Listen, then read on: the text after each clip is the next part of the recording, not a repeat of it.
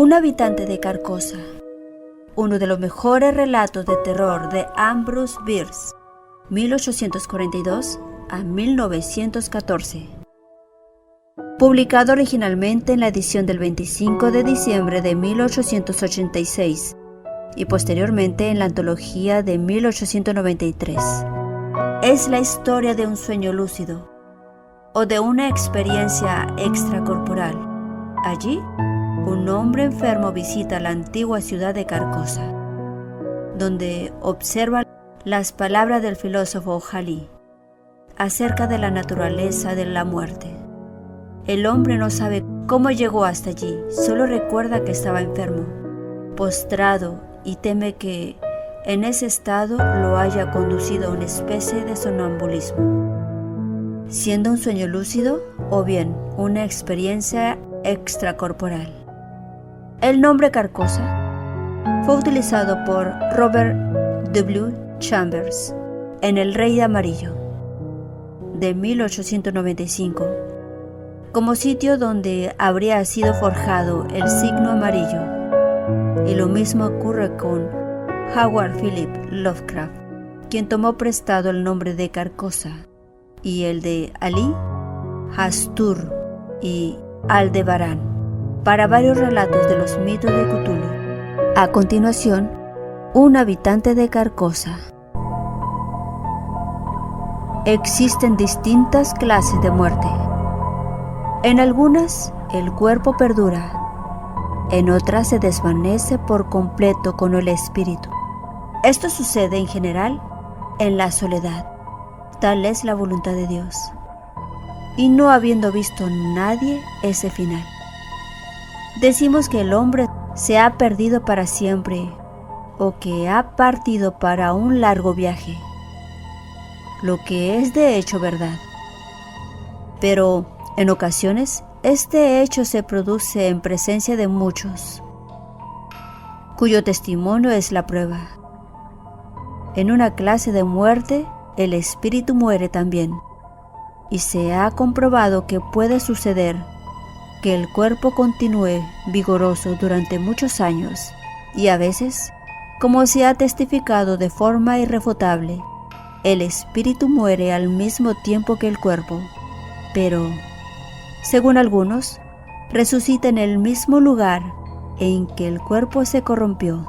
Meditando estas palabras de Halley, Dios le conceda la paz eterna, y preguntándome cuál sería su sentido, como aquel que posee indicios pero duda si no habrá algo más detrás de lo que ha discernido. No presté atención al lugar donde me había extraviado, hasta que sentí en la cara un viento frío que revivió en mí la conciencia del paraje en que me hallaba. Observé con asombro que todo me resultaba ajeno. A mi alrededor se extendía una desolada y yerma llanura, cubierta de hierbas altas y marchitas, que se agitaban y silbaban bajo la brisa del otoño, portadora de Dios sabe qué misterios e inquietudes. A largos intervalos se alzaban rocas de formas extrañas y sombríos colores que parecían tener un mutuo entendimiento e intercambiar miradas significativas, como si hubieran asomado la cabeza para observar la realización de un acontecimiento previsto.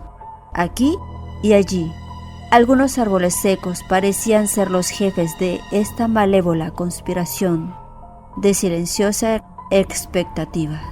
A pesar de la ausencia del sol, me pareció que el día estaba muy avanzado, y aunque noté que el aire era frío y húmedo, mi conciencia del hecho era más mental que física. No experimentaba ninguna sensación de molestia, pero encima del lúgubre paisaje se cernía una bóveda de nubes, bajas y plomizas, suspendidas como una maldición visible. En todo había una amenaza y un presagio, un destello de maldad, un indicio de fatalidad. No había ni un pájaro, ni un animal, ni un insecto, El viento suspiraba en las ramas desnudas de los árboles muertos, y la hierba gris se curvaba para susurrar a la tierra secretos espantosos, pero ninguno otro ruido, ningún otro movimiento rompía la calma terrible de aquel funesto lugar. Observé en la hierba un número de piedras gastadas por la intemperie y evidentemente trabajadas con herramientas. Estaban rotas, cubiertas de musgos y medio hundidas en la tierra. Algunas estaban derribadas, otras se inclinaban en ángulos diversos, pero ninguna estaba vertical. Sin duda alguna eran lápidas funerarias, aunque las tumbas propiamente dichas no existían ya en forma de túmulos ni depresiones en el suelo. Los años lo habían nivelado todo, diseminados aquí y allá. Los bloques más grandes marcaban el sitio donde algún sepulcro soberbio había lanzado su frágil desafío al olvido. Estas reliquias, estos vestigios de la vanidad humana, estos monumentos de piedad y afecto me parecían tan antiguos, tan deteriorados, tan gastados, tan manchados y el lugar tan descuidado, que no pude más que creerme el descubridor del cementerio de una raza prehistórica, de hombres cuyo nombre se había extinguido hacía muchísimos siglos. Sumido en reflexiones, permanecí un tiempo sin prestar atención al encadenamiento de mis propias experiencias. Pero luego pensé, ¿cómo llegué aquí?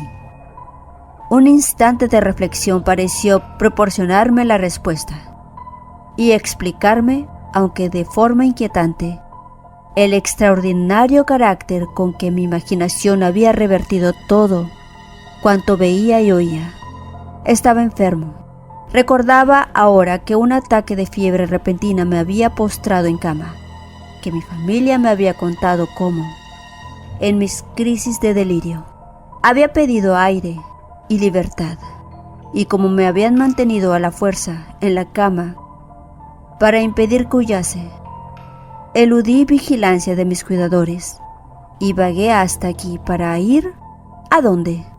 No tenía idea. Sin duda me encontraba a una distancia considerable de la ciudad donde vivía, la antigua y célebre ciudad de Carcosa. En ninguna parte se oía ni se veía signo alguno de vida. No se veía ascender ninguna columna de humo, ni se escuchaba el ladrido de los perros, ni el mugido del ganado, ni gritos de niños jugando, nada más que ese cementerio lúgubre, con su atmósfera de misterio y de terror, debido a mi cerebro trastornado. ¿No estaría acaso delirando nuevamente aquí, lejos de todo auxilio humano? ¿No sería todo eso una ilusión engendrada por mi locura? Llamé a mis mujeres y a mis hijos, tendí mis manos en busca de las suyas, incluso caminé entre las piedras ruinosas y la hierba marchita. Un ruido detrás de mí me hizo volver la cabeza. Un animal salvaje, un lince, se acercaba. Me vino un pensamiento. Si caigo aquí, en el desierto, si vuelve la fiebre y desfallezco, esta bestia me destrozará la garganta.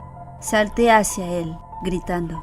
Pasó a un palmo de mí, trotando tranquilamente, y desapareció tras una roca.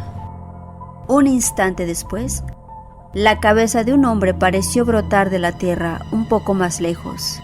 Ascendía por la pendiente más lejana de una colina baja, cuya cresta apenas se distinguía de la llanura.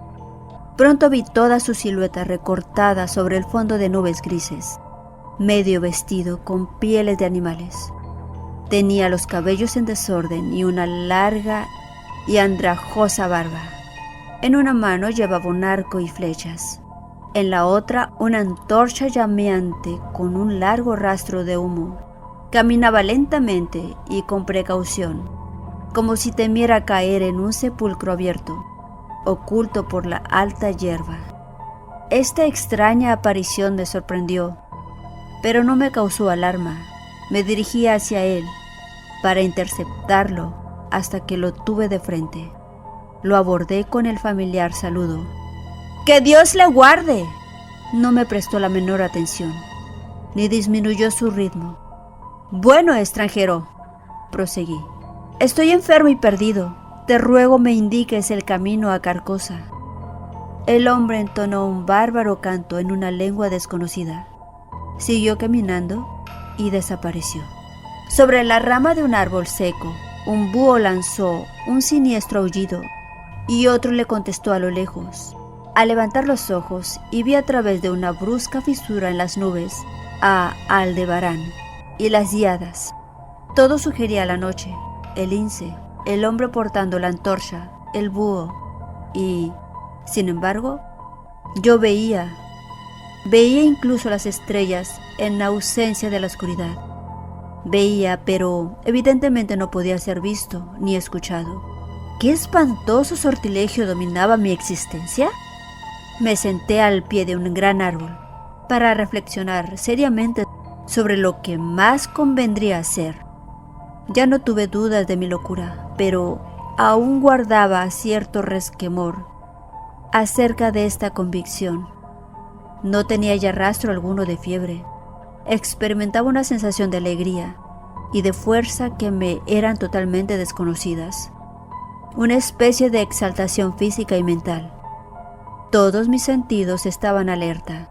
El aire me parecía una sustancia pesada y podía oír el silencio. La gruesa raíz del árbol gigante, contra el cual yo me apoyaba, abrazaba y oprimía una losa de piedra que emergía parcialmente por el hueco que dejaba otra raíz. Así, la piedra se encontraba al abrigo de las inclemencias del tiempo. Aunque estaba muy deteriorada, sus aristas estaban desgastadas, sus ángulos roídos y su superficie completamente desconchada. En la tierra brillaban partículas de mica, vestigios de su desintegración. Indudablemente esta piedra señalaba una sepultura de la cual el árbol había brotado varios siglos antes. Las raíces hambrientas habían saqueado la tumba y aprisionado su lápida. Un brusco soplo del viento barrió las hojas secas y las ramas acumuladas sobre la lápida. Distinguí entonces las letras del bajorrelieve de su inscripción y me incliné a leerlas. Dios del cielo, mi propio nombre, la fecha de mi nacimiento y la fecha de mi muerte. Un rayo de sol iluminó completamente el costado del árbol, mientras me ponía en pie de un salto lleno de terror. El sol nacía en el rosado oriente. Yo estaba en pie entre su enorme disco rojo y el árbol, pero no proyectaba sombra alguna sobre el tronco. Un coro de lobos aulladores saludó al alba. Los vi sentados sobre sus cuartos traseros, solos y en grupo, en la cima de los montículos y de los túmulos irregulares que llenaban a medias el desierto panorama que se prolongaba hasta el horizonte. Entonces me di cuenta de que eran las ruinas de la antigua y célebre ciudad de Carcosa. Tales son los hechos que comunicó el espíritu de Josep Alar Robardin al médium Bairoles.